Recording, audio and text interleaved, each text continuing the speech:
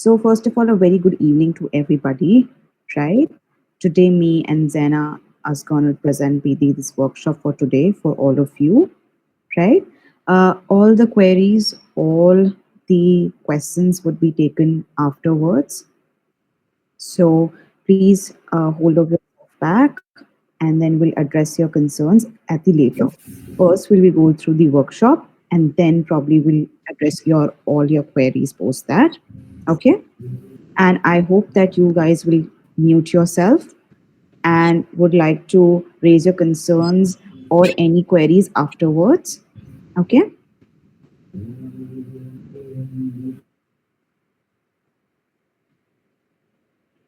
Okay. Now, every one of us begins our life inside someone's heartbeat, right? Long before we spoke, cried, or even opened our eyes, right? Before we knew words, our bodies were already listening to the emotions, rhythm, and safety. And the womb is not just a very biological space, but it's the first home our mind and soul can ever know, right? But what if in our earliest lessons about love, safety, and connection begin before birth itself? Now, we often say healing our childhood is important, but what if the healing begins even when before our childhood happens, right? So today, as we proceed forward, as we go through this journey, right, I'm truly delighted to welcome all of you to this womb psychology workshop, right?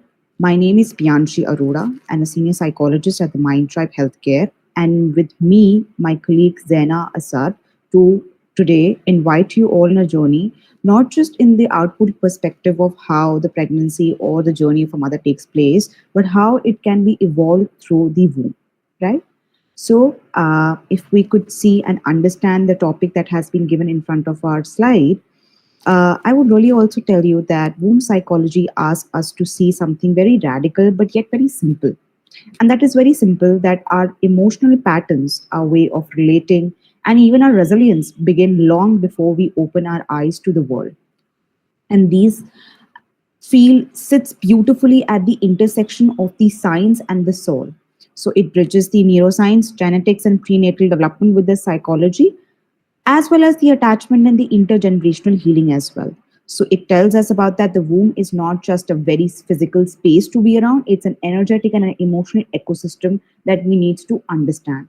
And it's a very important hour of this conversation, right? Then, before we begin, we can have a very small and a very brief reflective moment that we can think about this that every heartbeat, every hormone, every moment of calm or chaos in the mother's body becomes the information for the growing fetus.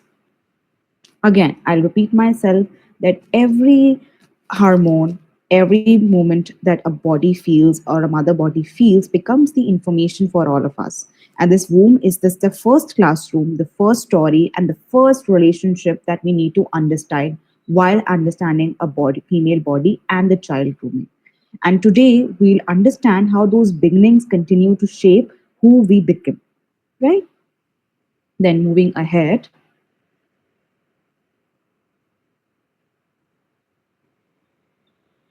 So before we dive into it, just a very quick reminder that this content is the intellectual property of Mindtel Healthcare and kindly refrain yourself from recording or taking any kind of screenshot. But please, would really appreciate if you like to take some notes or you would like to point out or note down some reflections that we go through. But the more you interact with the material, the more personal meaning would it find in it, right? And then would also like to understand that this workshop touches upon the themes that can be tender, which is motherhood, loss, trauma, and the silent emotional languages of our early lives. So it's completely normal if something feels emotional or close to you, and you're encouraged to take care of yourself and to take a breathe or a sip of water or a journal of a feeling. This is not a space of for perfection, but the presence of whatever is happening emotionally today will exactly where they are with each other, right? So we'll take all your concerns, all your notes at the end, right? So please be with us patiently and listen to all the information that we are here to pass on to you. Okay?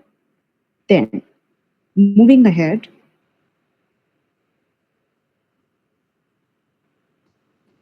So, starting off with a very thought provoking understanding that if I asked you where your story began, what you would say, right? Most of us would say that our childhood, maybe a story of how they were playing cricket with their mom and dad, or anything that they're prominently gonna remark or have a story to tell.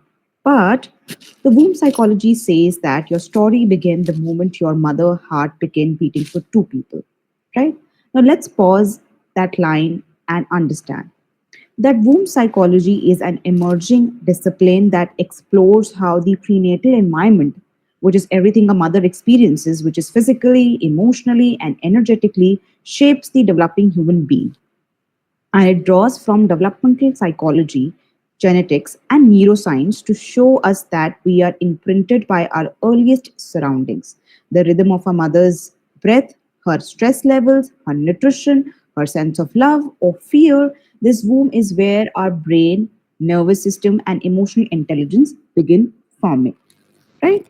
Now, moving ahead with this more understanding, which is you can think of it like the womb is the first place that you were ever here. If that plays, so for example, let's assume it's an orchestra, right? And if that orchestra plays in that harmony, which is the calmness, the safety, the love, the baby learns that the world is a safe place. But if the music is chaotic, which is stress, grief, conflict, the child learns to stay alert, anxious, or guarded. And that early music becomes the body's blueprint for how to respond to life. And we have clearly seen that in researches as well by a very profound PhD scholars that if the mother has a very chaotic pregnancy, the child tend to have a very chaotic mind, or that anger issues are being prominently present over all over his mind or in his behavioral patterns somehow, right? Also, for therapists who are here to connect with us to understand for their practice session, you need to understand that this knowledge opens new doors for us. That when a client struggles with very chronic anxiety, attachment wounds, or any kind of unexplained sense of fear, it may not just be their story, it might be the part of an earlier story that they become into the uterus of somebody. So, womb psychology invites us to hold the clients not just in the present moment, but in the full arc of their becoming, right? There would be a lot of mothers these days who go and consult their all their mental health queries to a gynecologist, right? But today our aim is here to bridge that gap and to be with the journey with the mother, and to make her sail through that journey of how she can be easily having the smooth process of her mental clarity, so that it does not impact her, the womb and the child. Correct? Then moving ahead,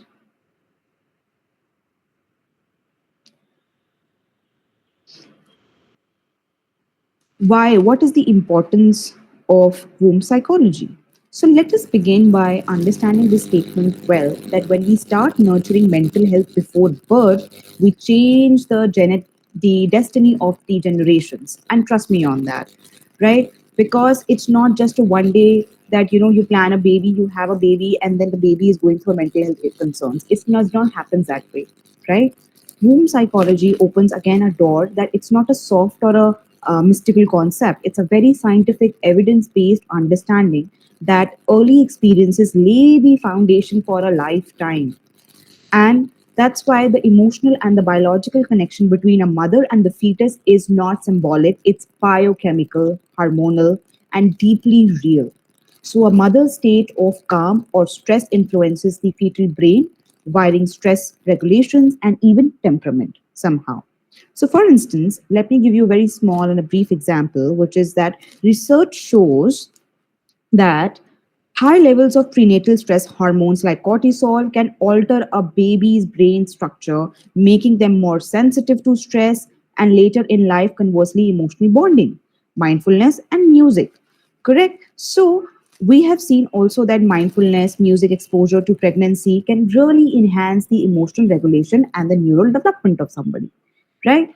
Now, this understanding makes womb psychology very essential in early interventions. Supporting mothers' emotional isn't just kindness, it's preventive mental health care for the next generation to have.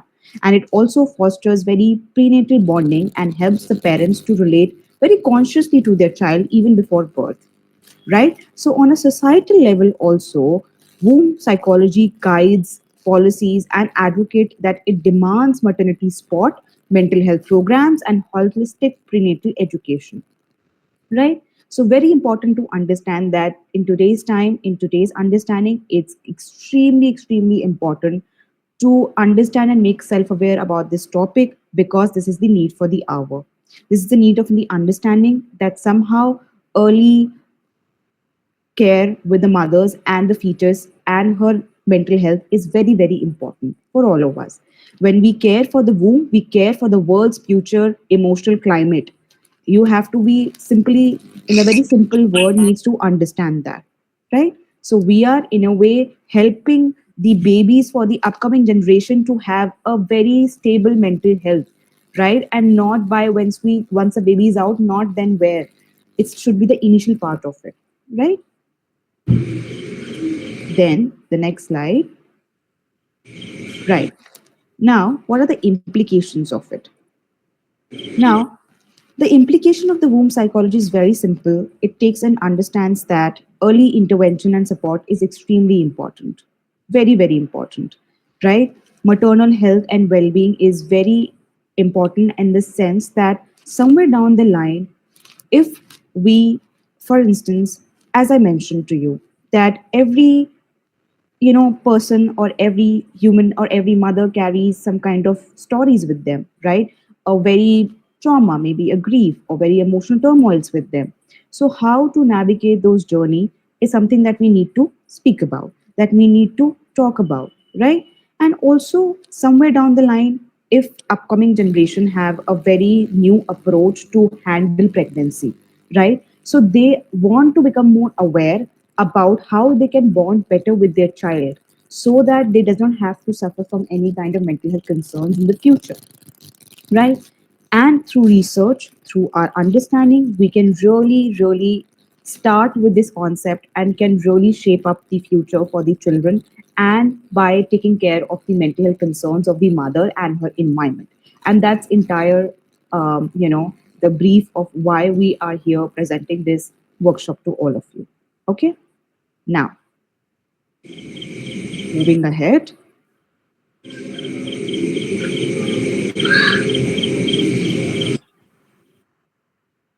I think so. Someone's mic is on. So please, I hopefully request everybody to close off their mics, and please maintain the decorum for the um, workshop, please.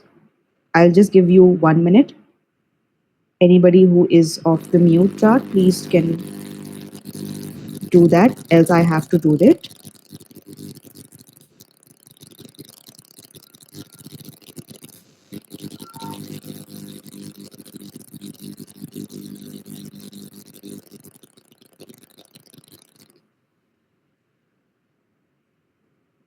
Okay, thank you, everybody. Hello, guys. Welcome to womb psychology workshop. So we're going to take off from Pianchi's introduction about womb psychology and the importance of it, and we're going to be talking a little bit about the profound impact of maternal mental health on the prenatal environment. All right. So, the research is very clear. So, a mother's mental health forms a cornerstone of that prenatal environment. It is essentially an influential factor for both, not just the mother's own well-being, but also the entire course of the pregnancy. Um, Specifically when, let's say, we see psychological distress during this period, it unfortunately raises the risk of many complications that maybe many people are not even aware of. But even more critically, it also directly affects fetal brain development and consequently the overall long-term outcomes for the child and their ongoing developmental milestones, etc. So these findings underscore a very simple yet deep truth that there is an absolute biological and developmental interconnectedness between the mother's mind and the developing life within her. Right? It's a dynamic two-way street of influence but very essential to be able to understand that and to be able to acknowledge that as well.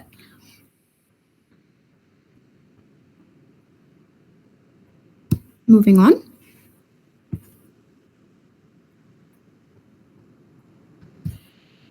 So now we're going to be kind of diving into the maternal emotional well-being influences on the fetal development and the child as well that the mother is carrying.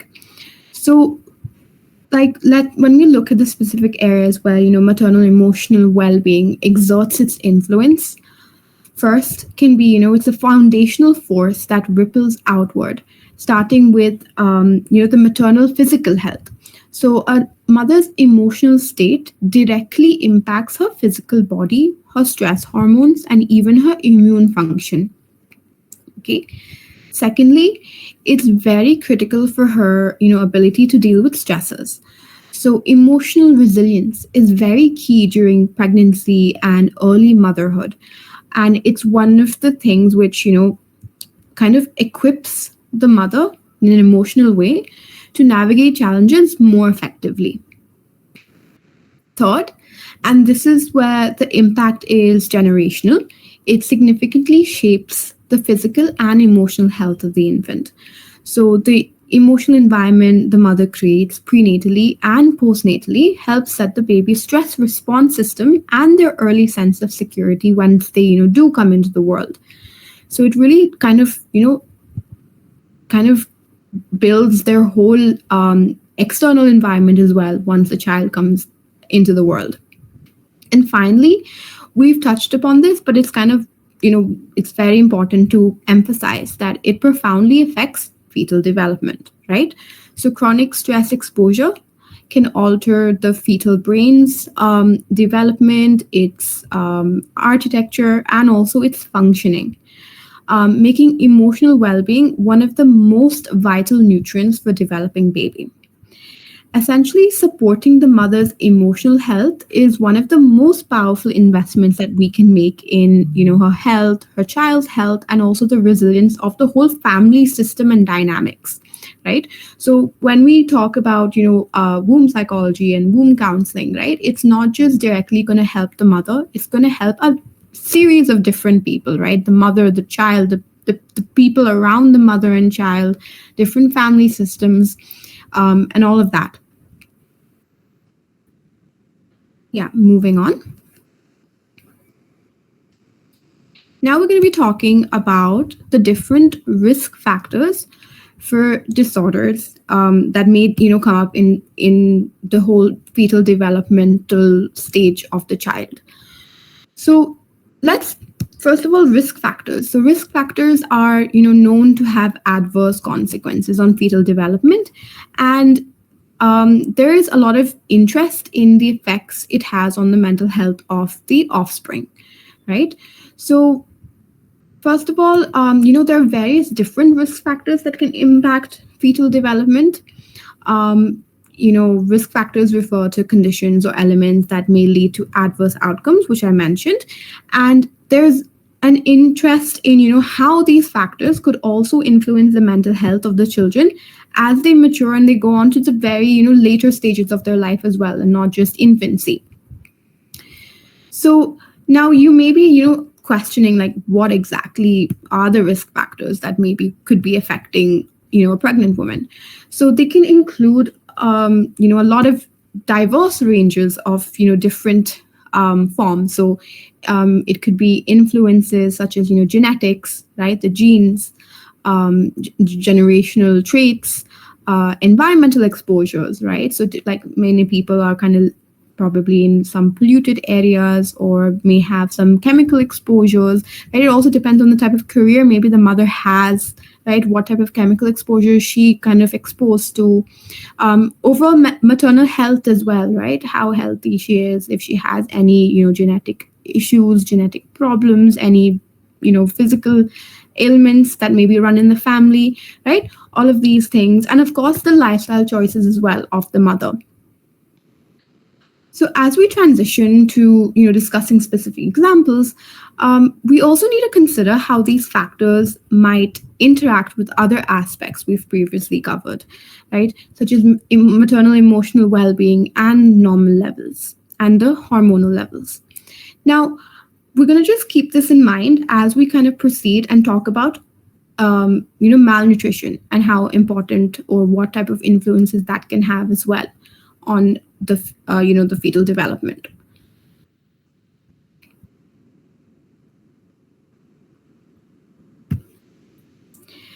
Now, when we're talking about some conditions that maybe pregnant women will be going through definitely at some stage of their 9 months.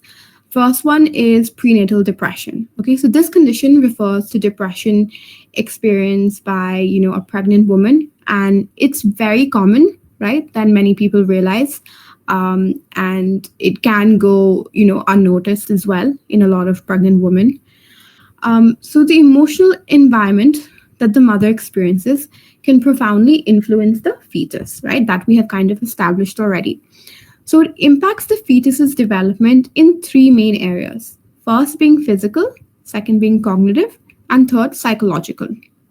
So understanding these influences helps us appreciate the significant role maternal mental health plays during pregnancy.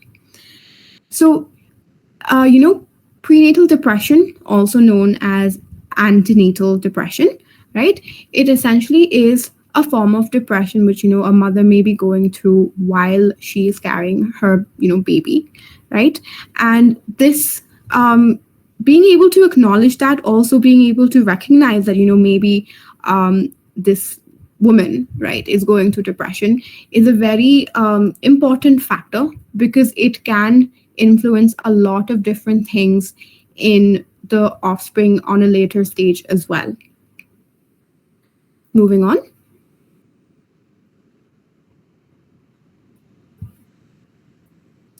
Right. So maternal anxiety is also a very common, phenomenon that happens in pregnant women. It's essentially maternal anxiety refers to the anxiety that a pregnant woman may experience. It's important to understand that this is a very common and normal experience during pregnancy, though it can vary in intensity, and of course that needs to be taken into account. And certain measures do need to be taken into account in case the intensity is a little out of control, right? But it's not to say that this is not normal and this person has severe anxiety issues or anything like that. It's nothing like that. It's very common for a pregnant woman to go through this, but it's always important that you know the limits, you know the boundaries, and you know what some techniques that can help you kind of overcome that as well. So the relationship between maternal anxiety during pregnancy and children's mental health outcomes is indeed very complex, right? So, various factors can influence how maternal anxiety affects a child's development. It's always very crucial to consider this complexity when discussing support and intervention strategies. And lastly, we also can touch upon the concept of labor anxiety, right? So many pregnant individuals will be experiencing, a lot of apprehension, a lot of fear, right, as they approach their date or, as they approach childbirth, right? So this is a very natural response, but it's also very essential to provide support and resources to help manage these feelings effectively, right? So you always need to make sure that the intensity of the anxiety that you're probably going through or the women around you are going through while they're pregnant should, you should have a bit of a check on that as well, just so that, it does not affect the fetus or the child in a negative way and, in the long run. Yeah, moving on. Right. Now, maternal stress, right? So, prenatal stress is a very crucial area of interest because it can significantly affect a child's mental health. Consider how, these stress effects aren't just short term, they can persist throughout the child's life. We're talking about impacts on the child's behavior, their physiology, and even their immune function. A fascinating aspect is the potential for these stress effects to be observed not just in the child but possibly in subsequent generations. So maternal stress has not, have, just been shown to have influence on the child, but it has been shown to follow through generations as well, right? This highlights the importance of, addressing stress during pregnancy for both immediate and long-term family health. Um, so as we move forward, we'll now be exploring hormones, right? Various different hormones such as cortisol, oxytocin, and others, and how they play a role in this complex interplay, right? So they definitely have a pivotal role in maternal mental health and prenatal development. And we all know, right, that hormones are crucial messengers in the body that influence not only the mother's well being, but also can have lasting effects on fetal development. So, first, we have cortisol, so often referred to as the stress hormone, right? So, elevated levels during pregnancy can impact the developing brain of the fetus, underscoring the importance of managing stress effectively, right? Which can again lead to the maternal stress. And then we've just, discussed about how maternal stress has drastic effects on fetal development and also in the long run. Next, when we talk about oxytocin, sometimes also known as the love hormone, it's very vital for bonding and emotional well-being. So it essentially helps with the facilitation of the connection between mother and child, which is very essential for healthy development in the long run, and also for the overall bonding between mother and child later on as well. And we should also keep in mind that estrogen, insulin, and thyroid hormones like T4 and T3, right? Each of these also play a role in, mood regulation, in metabolism, and also our energy levels. And these all these factors essentially contribute to a healthy pregnancy environment, right? Understanding these hormonal influences helps us appreciate the complex and delicate balance required for optimal maternal and fetal health, right?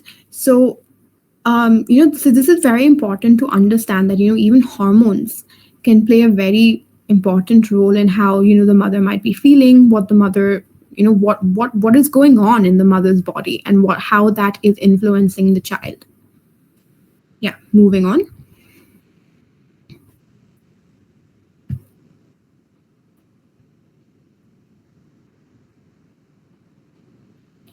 Okay, guys. So now we're going to be talking about maternal nutrition and how important that is as well on not just the mother and her overall well-being, but also how it affects the fetus. So maternal nutrition isn't just, about the food itself. It's also about nourishing both the mother and child during the antenatal and postnatal periods. So this also includes the crucial time before conception as well, right? So a mother's diet has a direct impact on an infant's growth and development, setting the foundation for their lifelong health in general, right? So think of it as, let's say, building a house. So the mother's nutrition provides the bricks and mortar for the baby's future well-being, right? So it's really fascinating how what a mother eats can influence not only physical health, but also cognitive and emotional development. This connection underscores the importance of a balanced, nutrient-rich diet during these formative times and periods that a pregnant woman goes through. Yeah, moving on. Now we'll be just kind of going into the details of, in case there is no proper nutrition going on in the woman, right? And that will be known as malnutrition, right? Especially during the critical periods of the first and second trimester. Malnutrition has been linked to an increased risk of developing antisocial personality disorder, right? Also known as ASPD, right? It's quite impactful to also consider how early nutritional deficits can shape mental health outcomes. A lot of research done by Sisser et al. Highlights that 18-year-old men who experience malnutrition prenatally have a higher risk of ASPD. So research has been directly showing this link that malnutrition does lead to and has very high risks of the child developing ASPD. Right, so this underscores the importance of how maternal nutrition during pregnancy, not just for physical health, but for the long term mental health consequences of the child as well, is very important. Right, it shows how crucial early interventions and health policies can be in mitigating these risks that may come, in the child's life further down the line. Moving on.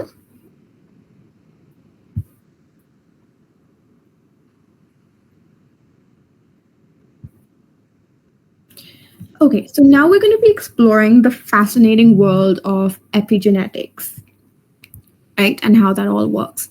So epigenetics is also about, changes in how our genes are expressed without altering the DNA sequence itself. So it's like having a set of instructions that can be turned on or off depending on various factors around the person. So these changes are often influenced by, our environment, our lifestyle choices, and also sometimes our personal experiences. So you just imagine how powerful it is to consider that our surroundings and experiences can actually change or shape our genetic expression, right? So as we dive deeper, keep in mind how these concepts might connect to what we've learned about risk factors and all of these influences that it can have on the child as well. So now we'll just be talking about epigenetics a little bit in more detail. Moving on. So epigenetics is essentially a very intriguing biological process where gene expression is influenced without any change to the DNA, right? So like I mentioned, they're like switches that can turn a gene on and off. So these switches can shape various aspects of our lives, which include personality, cognition, and mental health, right? This means that our environment and experiences can play a significant role in who we become. So it's really fascinating how this process impacts us in such profound ways, showing how interconnected we are with our surroundings, and how important it is that the mother makes sure that she is surrounded in a healthy environment.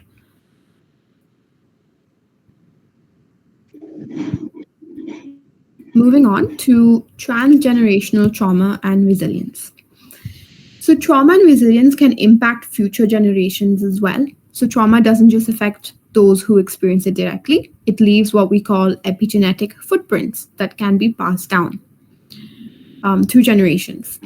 So, like if we take the example of children of the Holocaust survivors, right? They often show altered cortisol regulation, which makes them more vulnerable to PTSD, right? Similarly, intergenerational stress is evident in contexts like, war, displacement, and even domestic violence. Okay, but it's always not just about trauma, right? Resilience is also part of what we pass down. So the resilience is also passed down through generations. So secure attachment, nurturing, caregiving, and cultural rituals are also very powerful tools for resilience. So these positive influences can help break the cycles of trauma. And this is where, psychologists play a crucial role in this process, working with families to help strengthen their resilience and also move beyond the trauma and kind of break that trauma cycle that gets passed down to the generations to come. Now, when we talk about gene expression, so especially, in the context of prenatal counseling, this is a very crucial component for, expectant parents, as it helps us understand how genes are activated or deactivated during the prenatal period. So one of the key roles of, prenatal counseling is to provide information and support, trying to guide the parents to make well informed decisions about their baby's health, right? So once the parents kind of understand gene expression, they can better assess potential health outcomes for the developing fetus, which can in turn have long lasting effects. It's essential to grasp how these genetic factors can impact future health, shaping everything from physical attributes to susceptibility to certain health conditions. This knowledge really empowers the parents, right? Gives them the full picture as well, providing them with insights that can make a significant difference in how they kind of care for the baby and what interventions or preventions they kind of take into play while they're kind of preparing or while they're in the pregnancy period. Gene expression is just one piece of the puzzle, but it's a foundational one that helps pave the way for healthier generations. Now, we'll be moving on to breastfeeding and cognition, right? Understanding how you know uh, the remarkable benefits of breastfeeding, right? And how it has really good links with how it impacts our infants cognition. So breast milk is often described as the perfect food for newborns during the first 6 months, right? It is uniquely formulated to provide all the essential nutrients an infant needs. So, this natural dietary foundation supports not only physical growth but also the cognitive development of the child, right? The nutrients in breast milk play a crucial role in the child's brain development, helping them to kind of lay the groundwork for their cognitive functions as the child grows on.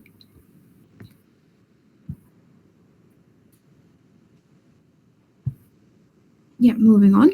So now we're going to be talking a little bit about how wrong maternal nutrition or inadequate maternal nutrition can lead to a lot of issues in the baby's cognitive development.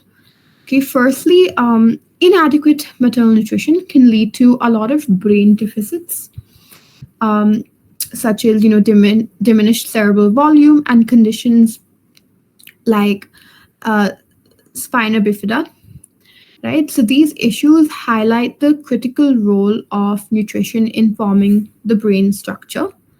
Moreover, we're also seeing connections to neurodevelopmental disorders, so conditions like autism, right, ADHD, there, as well as a lot of learning disabilities, are all linked to, how the nutritional status was during the pregnancy of the mother.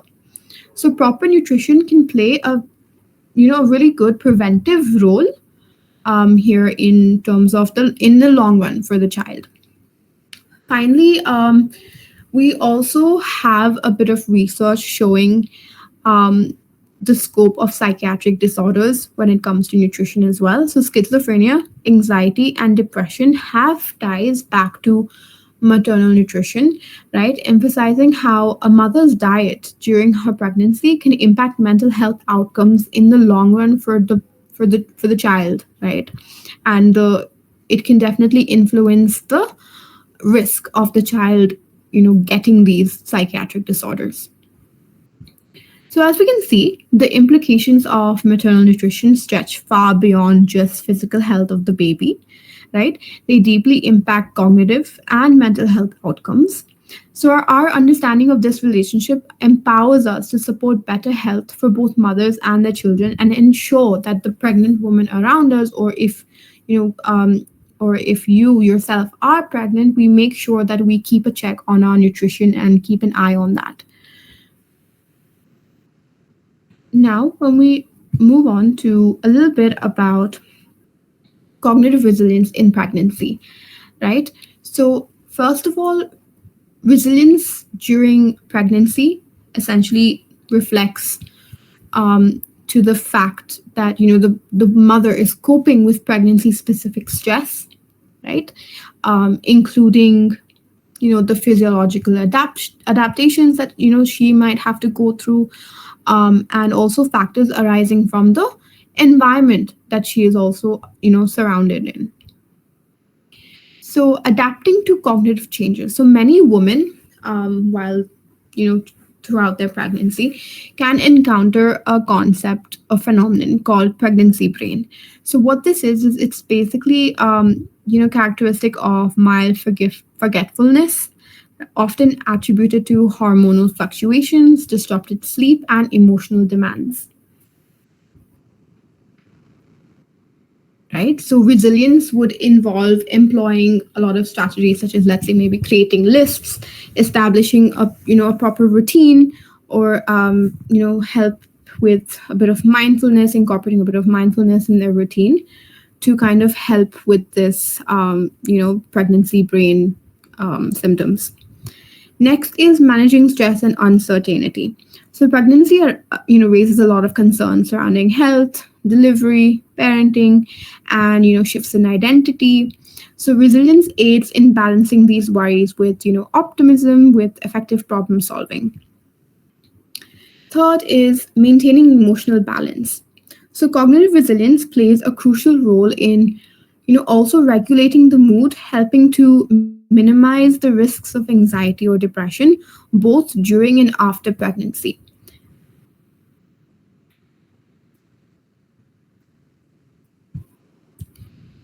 Next, we'll be talking about the emotional connection between the mother and the fetus. So essentially, there's a very remarkable connection between a mother and her unborn child. It's really fascinating to know that the baby actually feels what the mother feels while in the womb. So, this connection is deeply physical and emotional. So, babies can sense their mother's emotional states through the hormones, through the rhythm of her heartbeat, and even through music she listens to. This environment is very critical as it lays down the first blueprint for what we call relational safety. Think of it as the initial foundation of the baby's emotional development. So, the emotional connection between a mother and her fetus is profound. It highlights the importance of the emotional well being of expecting mothers. By nurturing a positive emotional state, mothers can influence their baby's sense of security and emotional health.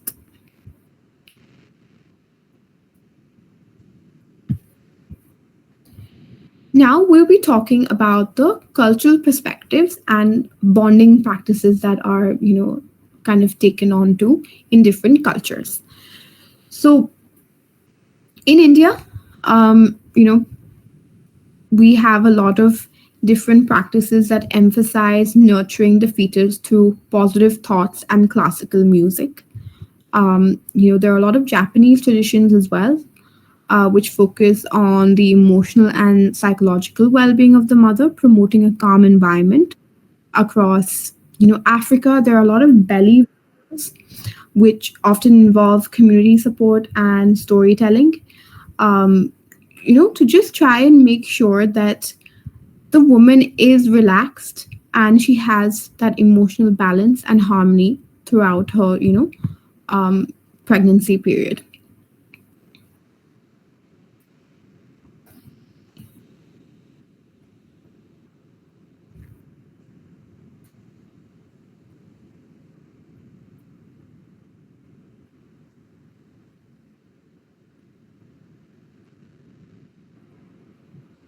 Am I audible to everyone? Please give a thumbs up or thumbs down. Thank you so much. Okay, so I'll be taking over this presentation now. And one second. Right. So, so far, let me give you a quick recap that what we have discussed so far. We have discussed about the fact that how hormones, how nutrition play a huge, huge role in mother's mental health and the pregnancy during her journey, right? Also, Zena touched upon very few important elements that we need to, really address somehow, which is the cognitive resilience, right? How she discussed about that somehow during pregnancy, a mother adapts mentally, emotionally to all the changes happening in her body day to day life, right? Because pregnancy is just not only physical, but it brings very huge psychological and hormonal changes in the body. And the way a mother's mind adjusts to uncertainty, stress, shifting identities, deeply affects both her and the baby well being, right? So, we have deeply touched on how a mother stays mentally flexible, meaning that she can handle stress without helplessness. Her brain and body produces a more healthier hormone levels, right?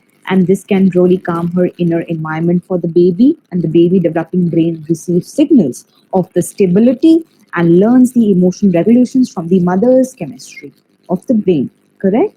And also, she have touched upon many researches which shows that brains of mothers who manages stress and emotions well-being during the during the pregnancy are often more emotionally balanced and have a very better sleep and show calmness after the birth. And one of the other hand, chronic under stress or anxiety in the mother can lead to a very hyper alert or anxious baby in the later life, right? So when we say it's a pregnancy brain, it's just not the forgetfulness. It's the brain of reorganizing itself for emotional multitasking, nurturing, and protection.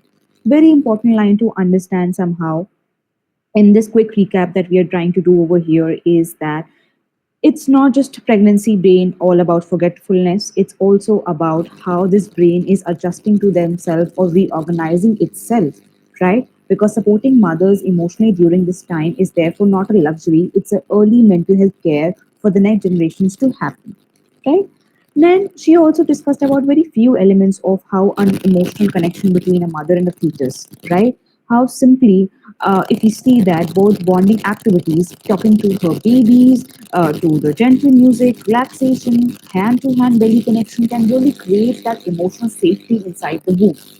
There's an MRI which shows that, and it's such a beautiful MRI that we need to see in our upcoming presentation slides, that how a mother is hugging a baby, and if she hugs the baby, her oxytocin hormone has been seen raising up a much higher frequency, right? So that's how the impact is all about, right? How this is that mother's emotional world becomes the baby's first emotional environment, and when the mother feels it, the baby also learns to feel it from the first time through genetics, through chemicals, through her what she's feeding in her mind, in her body, right?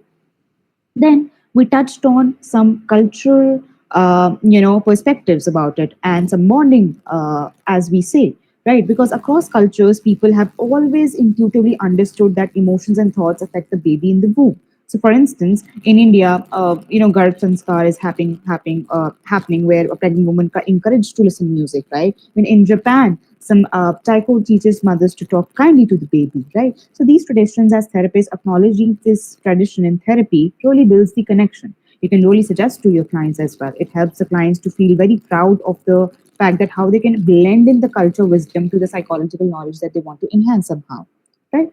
Now, let's talk about the current slide, and which is the main thing, which is the systematic family dynamics, right?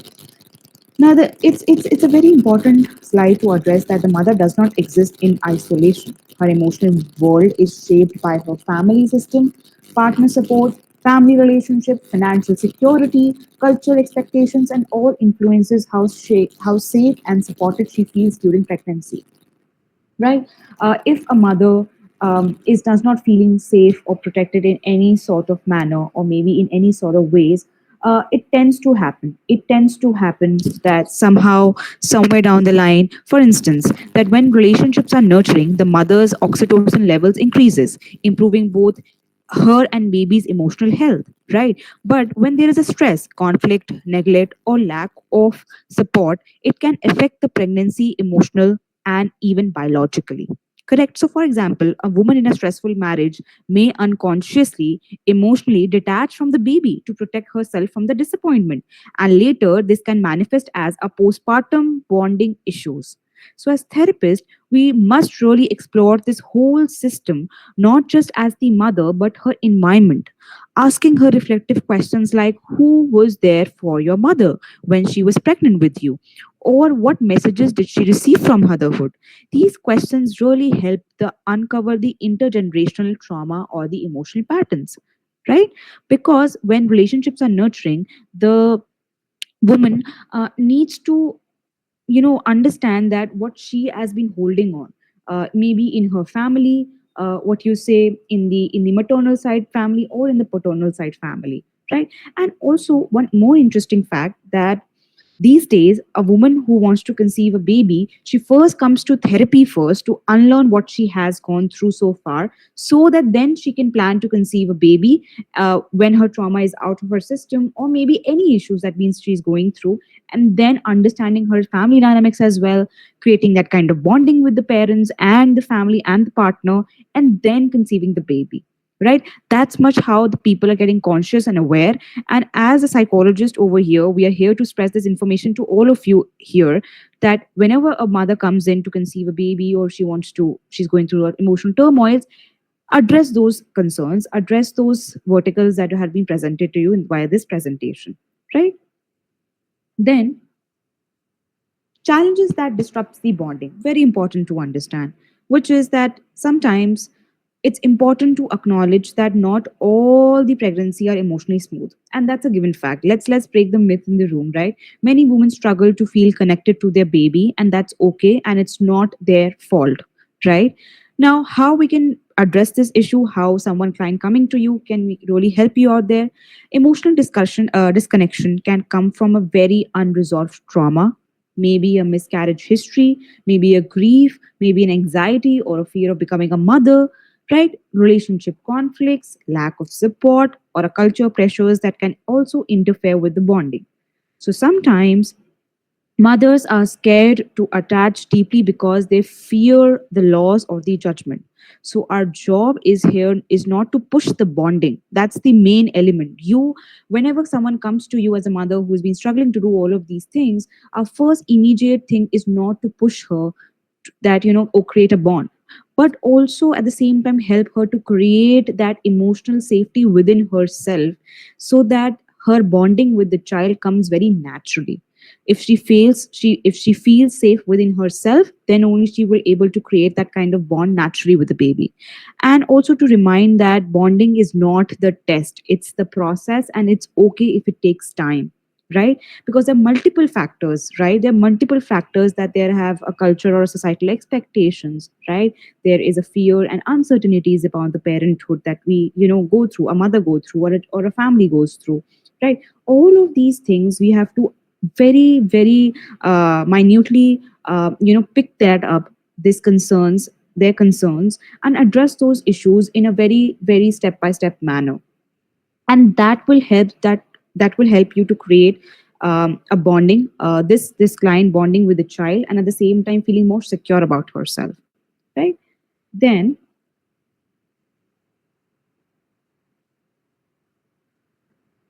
right, now let's briefly understand what exactly this attachment transition model means. Right? Now, when we talk about attachment in the previous slide, right, maybe secure, insecure, right, could be anxious, avoidant, anxious, right, are often transmitted across generations. Right? Parents who received very inconsistent care may struggle to provide emotional, less emotional feelings to their children, not because they don't love them, but because they are never learned what secure connection feels like. And that's exactly the reason is a lot of mothers never receive that kind of love, support, and care from their parents or from their caregivers specifically. And that's why sometimes that person does not know how to create a bond, a relationship with the child. Right? That's her not in her history or a system somehow. So, a secure caregiver is a very consistent and a very emotionally available, entity in the child's life, right? And an anxious caregiver may be loving but very fearful of rejection. Maybe an avoidant caregiver may provide physically but not emotionally. So, a disorganized caregiver may show love and fear simultaneously. So, important point to note over here is always look through this attachment transition model in this client, that what exactly the histories are coming from, if this female is anxiously or if she's insecure about something. Right? Because this way the child emotional patterns, um, from these experiences, comes from these experiences, to be technically and precisely, whether the relationship feels safe, unpredictable, or distant. Right? The good news is over here is that this cycle can be changed, and that's the entire purpose of it, is that this can be changed and addressed. And trust me, you must have seen gynecologist when you go to when a woman visit them. They always say one thing, that be happy, be less stressed. That's the only emphasis that they have, right? But now that's not the entire picture, right? That's not, for example, if I go to a psychologist and say, and someone psychologist says back to me that, oh, don't take a stress about it, it's not the end of the story. This is how you don't consult your client or a patient, your a mother, right? It is very, very important to address deeply their emotional concerns so that they can unwire themselves, right? So the cycle can be changed. A parent's healing can rewire their child's attachment, and everyone can consistently and emotionally safe relationship can resort that trust. So as therapists, or maybe as parents, or maybe as someone who is a helping hand, we cannot just helping one person, we are healing the entire generation somewhere some down the line, right? Then moving ahead,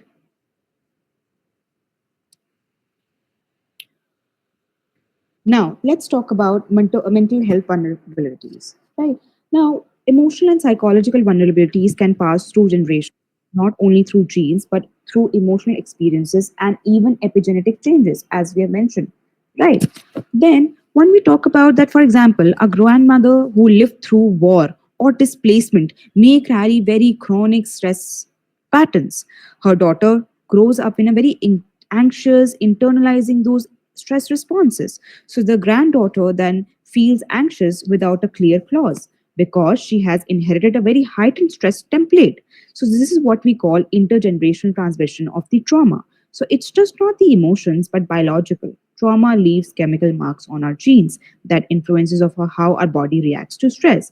So our therapeutic goal over here is not to blame the families to bring, but to bring pure awareness these days. When we connect these emotional patterns across generation, clients often feel deeply relief, and they realize that it did not start. Just give me 1 second.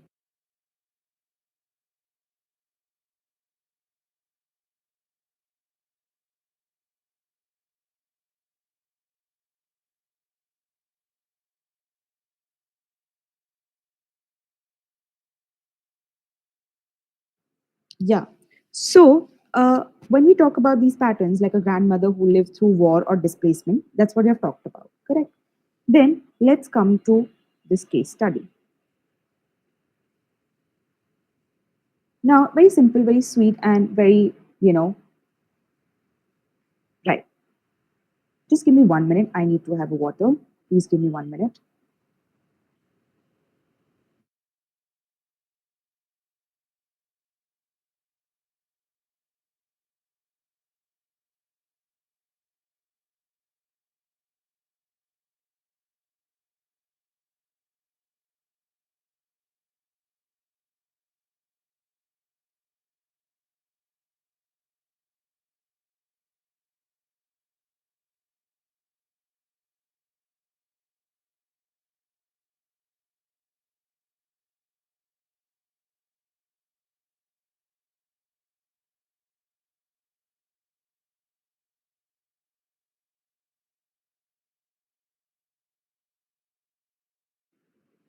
Thank you so much.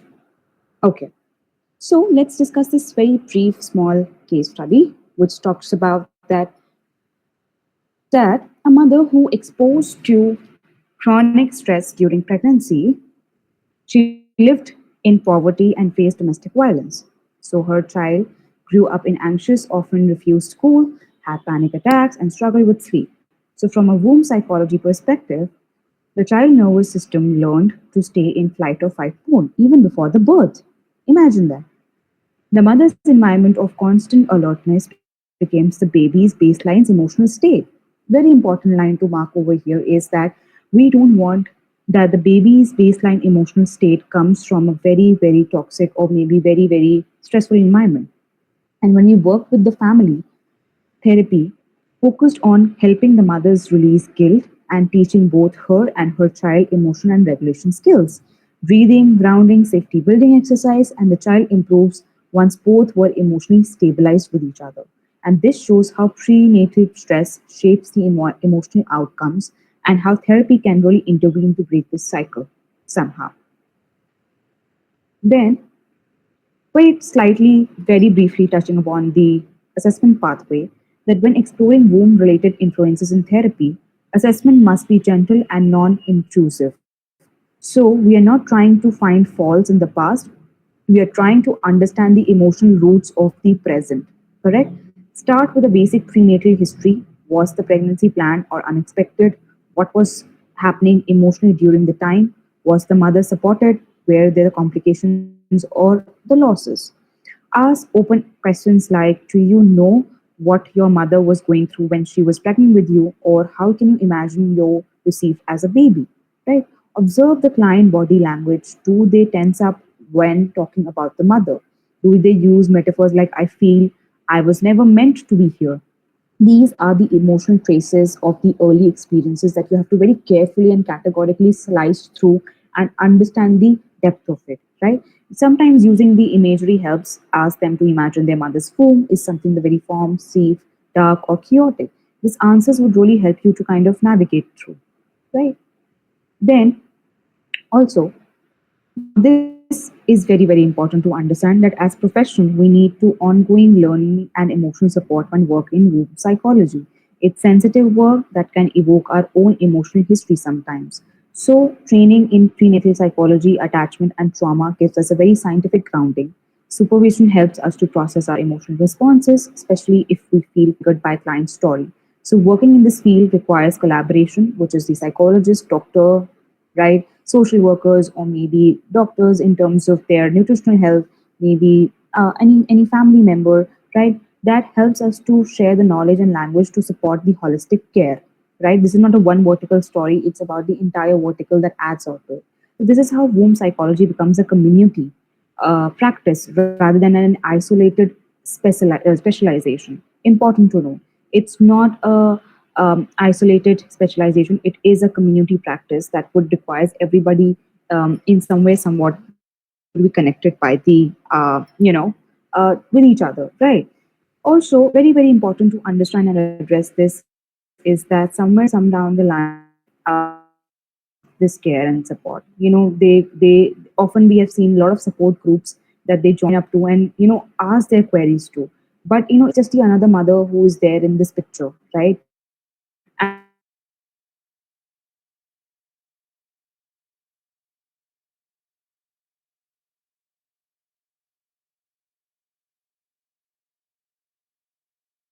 sometimes now first discuss this before I just tell you what we are holding on to. When speaking about prenatal experiences with the clients, our language must empower them and not shame them, right? Every word counts. Every single thing that we hear counts a lot, right? Say that you might may have inherited sensitivity from your early environment instead of, oh, your mother's stress damage too. Always frame the narrative around the strength, awareness, and growth. Narratives helps a lot. Like, people are living on the narratives that they have set in their minds, the belief system, right? Your language has to be empowering. Respect the culture and the familial context as well in the during the pregnancy journey of a female. Some clients may already practice rituals that foster connection. Encourage them to blend the culture wisdom with psychological understanding. And most importantly, be gentle. Clients hearing these insights for the first time can feel very, very emotional. So very stay patient and affirming to them at that point of time. There's a baby, there's a mother involved in that. Your words truly matter, right? Then these are the tools that you can use in therapy or workshop, which are very basic for now, right? Which is the self-reflection journal. Ask, what messages do I carry from my own prenatal or early life? Could be a genogram mapping. Trace the emotional patterns across the generation of grief, loss, or resilience. Mindful practices of being gentle, breathing with one hand with on the heart and the other on the belly builds very self kind of connections to it, right? Visualization, right? Imagine sending warmth and light to your inner child or your unborn child. Then creative expression, encourage your clients to draw and write the womb story, right? These practices, very, very simple and quick one, will help the client to understand their origins and and really brings that self compassion within them, correct? Then very important to understand, which is the mindfulness for expected parents, role play, for example, practicing difficult conversations, boundary setting, exploring counter transference, right? And then creative exploration like art, music, storytelling, facilitating the expressions of translational themes beyond the words, right? Very interesting tests that we have covered in our super detailed training, that we can really help the mother to understand what exactly she's been carrying throughout the transitional journey of hers. Then, important, which is that, one second, yeah. So, very, very important to understand that ethical reflection is just not about following the rule, it's about inner honesty. Correct? For instance, that there is one of the most important that there's some ethics that needs to be followed, right? That first bonding is an invitation, not an obligation. Correct? Not everyone parent feel instantly bonded, right? Avoiding some sort of, one second, avoiding some kind of mother blaming. The aim is never to point fingers at mothers or families. Pregnancy happens within the social, emotional, and systematic context. Mothers do the best, and they can, with the support and knowledge, can have that, right? Safety and consent are top priorities. Clients must always feel in support of how deeply they explore their prenatal history and never push the sensitive topics without readiness. Always look whether if she's ready, if she's feeling that ways, right? Ethical practices keep the work gentle, safe, and healing. So always, um, check with it. Don't try to overrush it. Don't try to have, and the final thing is the language that matters a lot. Always use words that release guilt and emphasize compassion, right? For instance, instead of saying your child is absorbing your anxiety, say your calm moments already help your baby safety. Don't put mother onto the fire alert that, oh, you're not doing a good job, right? You are not doing a great job. You need to manage your stress level. You need to manage yourself. Please make sure that you don't ever kind of uh, you know make sure that woman, what are the words and the language that you're using is very, very carefully taken care of, right? Then, as we have come across the last part of it, which is that ethical reflection is not just about following the rules, it's about inner honesty.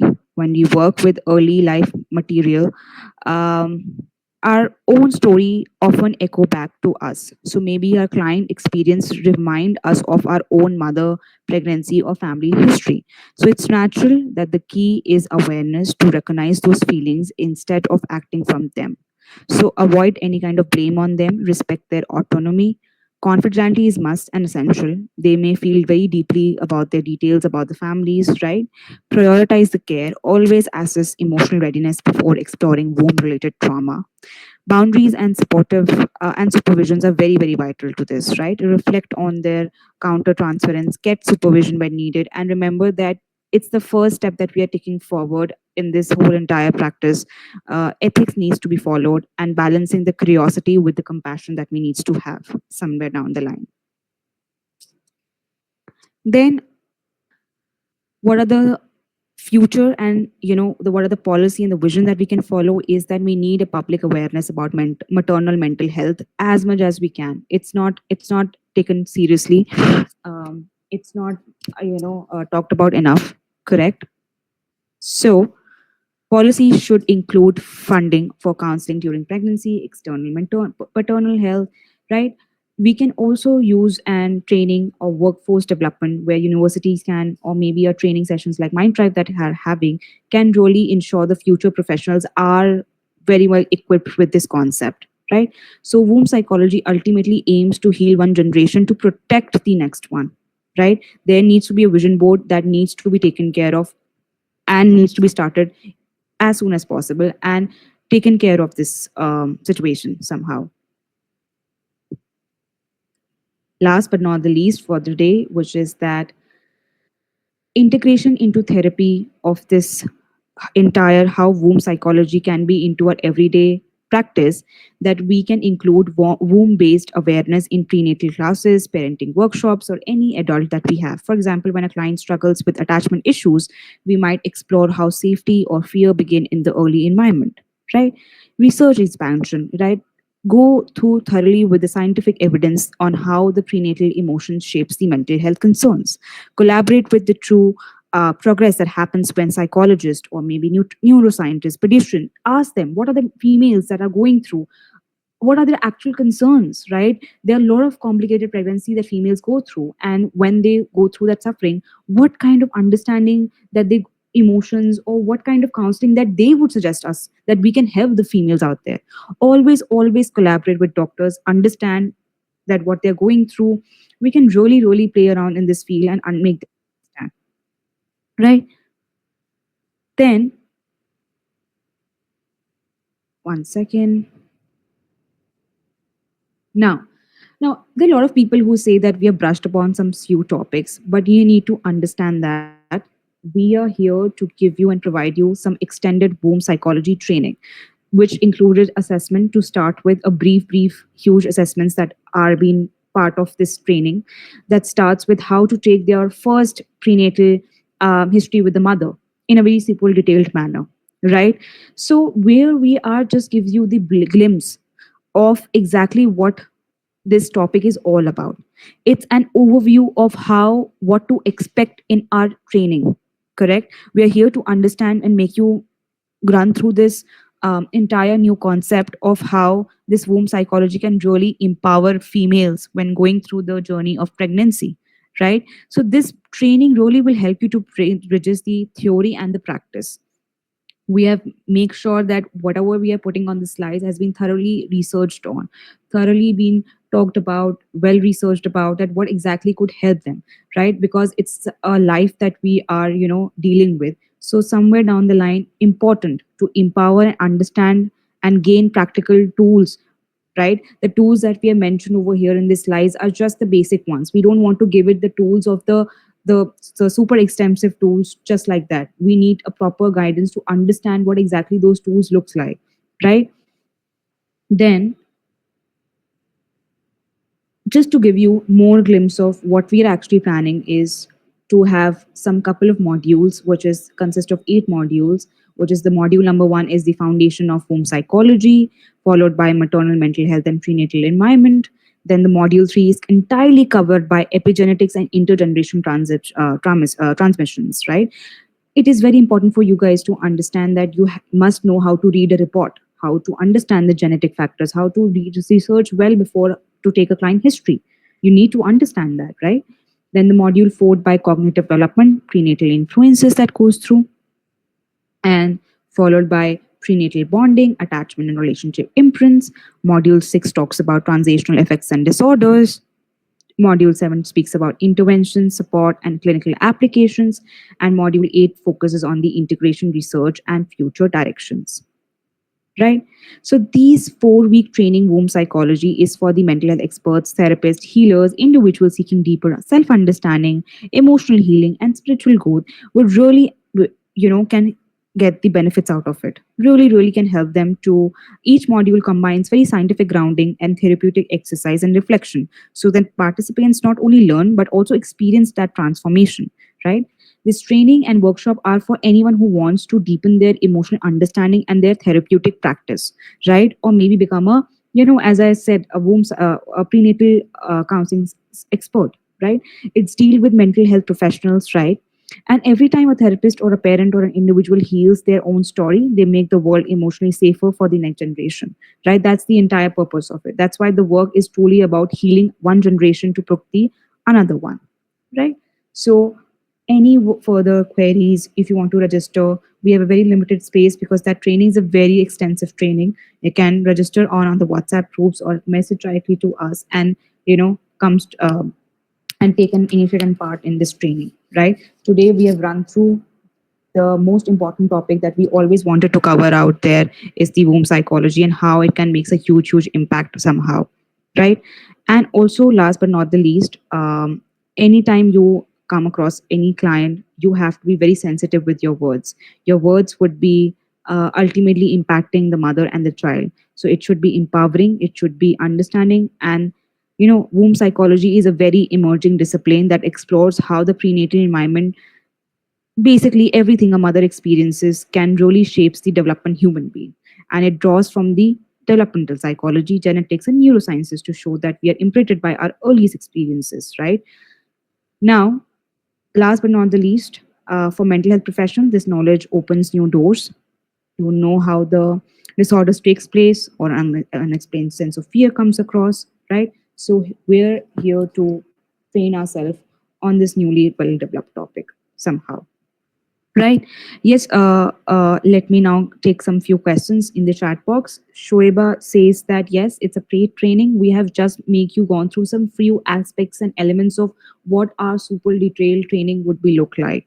Right. So it's going to be a paid training. So you can message us.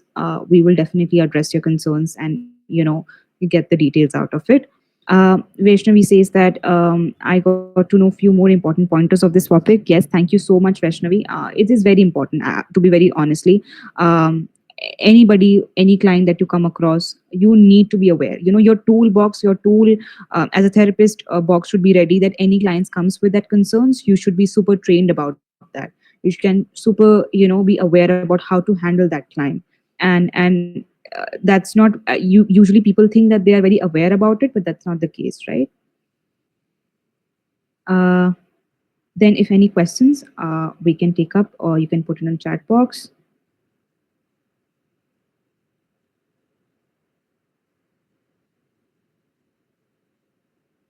Saima, we cannot drop this PPT over here because we are here just to gives you the no copyright to this information. So far you can break down the notes and take them. Thank you so much, Fatima, and Darshan as well. Thank you for appreciating for our first attempt to bring up and bring this effort. Honestly, this is our first effort that we have taken care by, MindTribe, and we are helping out people to understand this topic. Thank you so much. Thank you so much for all the support and good comments out there. This is the first time that we are doing here. We are trying to put across a point. Hope that we are able to do that. We're able to communicate what we are here for. Maybe could be some few mistakes, but we are here to always open to that feedback. Then we have, thank you so much, Fatima. Vaishnavi says, can you suggest any interesting research paper on this topic? Yes, we have a super detailed research into our super detailed training. We have picked up very few, but very relatively good ones. So probably we can. Thank you so much, Adiba Sumi, uh, for having such a great comments.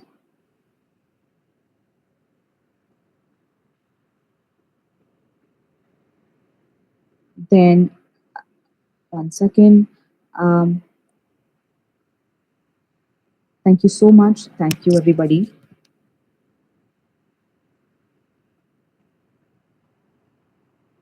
Sejal, yes, potentially we have to understand her body, her nutrition, her dietitian. We have to talk about her, what exactly is making her vomit throughout, and how it's going to be affect the development of the child. But I don't think so. It will be majorly impacting them. That is a both based on more biological thing as compared to any kind of mental health concerns. Yes, Dwaja Paul has said a very interesting thing. Yes. So what happens is that what an interesting thing that we did is that we always talk about the prenatal. We have always termed and coined this journey as prenatal journey, right? We have never talked about the womb journey. So that's what we have made a difference over here. How we can focus on that as well somehow. Yes, Ankita, it's a very important topic that we can have to discuss here. We really thank to all of you who have joined this initiative, to all of us, and really supported us for the first time. And we really deeply appreciate all your time, and we really would love to hear from all of you for the further super detailed training that we're going to have live for. You can re-register with us, right? Thank you for super patient about understanding the concept. Yes, Anya will get back to you on this about the certification part. Don't worry on it. Thank you so much, Tanvi, for really appreciating the work that we have done so far and researched so far. Vaishnavi, we would love to share this personal experience. We have, in fact, very real cases that we are dealing with as a psychologist. But I think so. Workshop is not a right place to explain this intensive, super intensive case histories or case studies. So that's why we're going to have a training program, and that's why we can discuss in a super detailed manner when we are ready for it. Right. So workshop is just about give you a basic case history details. Thank you so much, everybody who really appreciated this effort from our office.